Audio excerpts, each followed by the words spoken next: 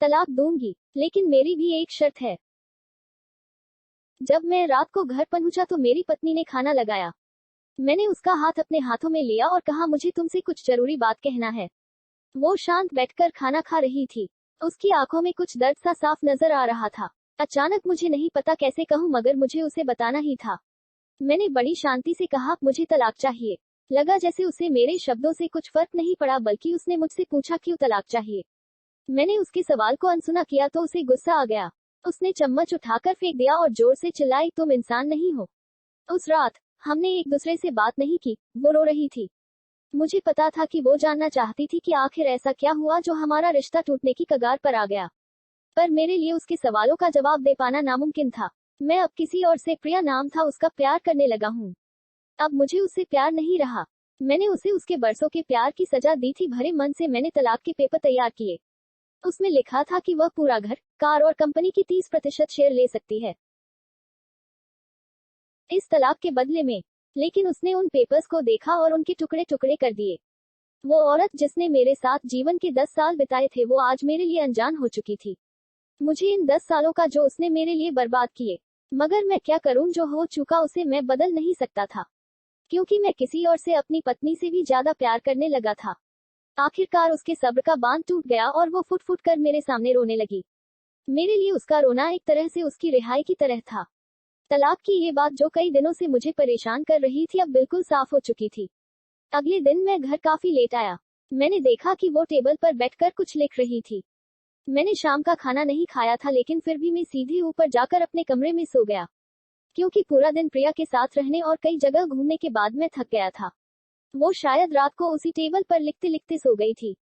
सुबह उसने तलाक देने की शर्तें बताई। वो मुझसे कुछ भी लेना नहीं चाहती थी।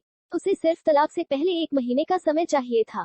उसने आग्रह किया कि इस 1 महीने में हम दोनों वही पुराना वाला जीवन जिए जितना संभव हो सके, क्योंकि आने वाले महीने में हमारे बेटे की परीक्षा है।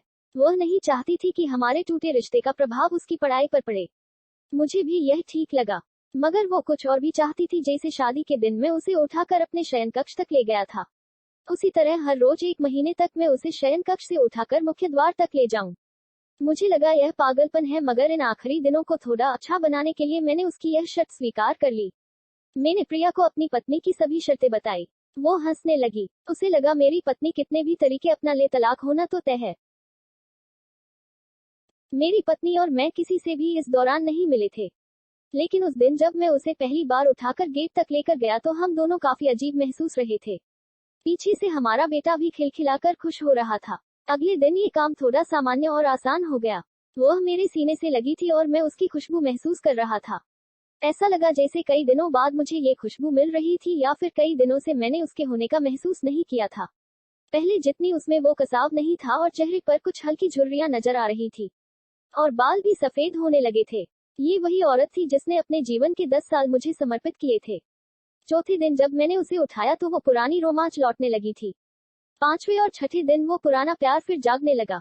मैंने प्रिया को इस बारे में कुछ नहीं बताया था। अब उसे उठाना और आसन हो गया था। शायद हर रोज ये सब करने का मैं आदी हो गया था। एक दिन वह अपनी पसंद की साड़ी निकाल रही थी, लेकिन कुछ खास नहीं ढूंढ पाई। उसने सांस भरते हुए कहा कि उसके सारे कपड़े बड़े पड़ने लगे हैं। तब मुझे पता चला कि वह काफी दुबली हो गई है और इसीलिए मैं उसे आसानी से उठा पा रहा था। मेरे दिल को एक झटका सा लगा। उसने अपने दिल में काफी सारा दर्द छुपा रखा था। पता नहीं कैसे मैं आगे बढ़ा और उसके सिर को छूकर देखा। अचानक हमारा बेटा आया और बोला कि पापा, ये तो मम्मा को उठाकर बाहर ले जाने का समय हो गया है। उसके लिए अपने पापा द्वारा मम्मा को इस तरह उठाकर ले जाते हुए देखना जीवन का अभिन्न हिस्सा बन गया था। मेरी बीवी ने हमारे बच्चे को बुलाया और जोर से उसे गले लगा लिया। मैंने अपना चेहरा दूसरी तरफ कर लिया। मुझे लगा कहीं मैं अपना निर्णय न बदल लूं। मैंने अपनी पत्नी को रोज की तरह उठाया और बेडरूम से सिटिंग रूम होते हुए हॉल तक लाया। उसने प्यार से अपने दोनों हाथ मेरी गर्दन के आसपास रख दिए। मैंने उसे जोर से पकड़ रखा था, बिल्कुल हमारे सुहागरात की तरह। मगर उसका इतना कम वजन मुझे परेशान कर रहा था। महीने के आखिरी दिन जब मैंने उसे उठाया तो मेरे लिए एक कदम भी चल पाना मुश्किल हो रहा था। हमारा बेटा स्कूल जा चुका था। मैं अपनी कार से ऑफिस गया और कार से कूदकर बाहर आ गया, बिना कार को लॉक किए। मुझे डर था कि अब एक पल की भी देरी मेरा इरादा बदल देगी। मैं ऊपर गया। प्रिया ने दरवाजा खोला और मैंने उससे कहा, सॉरी प्रिया, अब मैं अपनी पत्नी से तलाक नहीं लेना चाहता। हमारी शादीशुदा जिंदगी शायद हम दोनों के ध्यान न देने की वजह से बोरिंग हो गई थी, लेकिन इसका मतलब ये कतई नहीं कि हम एक दूसरे से प्यार नहीं करते।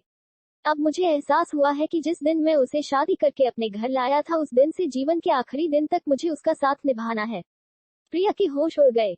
उसने मुझे एक जोरदार चांटा जड़ दिया मेरे मुंह पर। वह रोने लगी और दरवाजा अंदर से बंद कर लिया। मैं सीढ़ियों से नीचे उतरा और आकर अपने कार में बैठ गया। आगे एक फूल वाले की दुकान पर रुका और अपनी प्यारी पत्नी के लिए एक सुंदर सा गुलदस्ता लिया। दुकानदार ने पूछा कि इस पर क्या लिखना है। मैंने मुस्कुराते हुए कहा कि मैं तुम्हें जीवन के आखिरी दिन तक यूं ही उठाता रहूंगा, मेरी अर्धांगिनी। उस शाम जब मैं घर आया हाथों में गुलदस्ता लिए, मेरे चेहरे पर एक मुस्कान थी।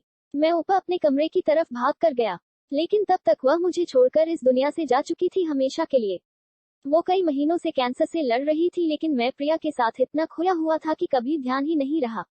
उसे पता था वह जल्दी ही मुझे छोड़कर जाने वाली है, इसलिए वह मुझे और मेरे बेटे के रिश्ते को टूटने से बचाना चाहती थी। मैं नीच उससे तलाक लेना चाहता था, लेकिन फिर भी उसने मुझे अपने बच्चे की नजरों में एक प्यारा पति और पिता बना दिया था। जीवन की छोटी छोटी बातें रिश्तों में बहुत महत्व रखती है।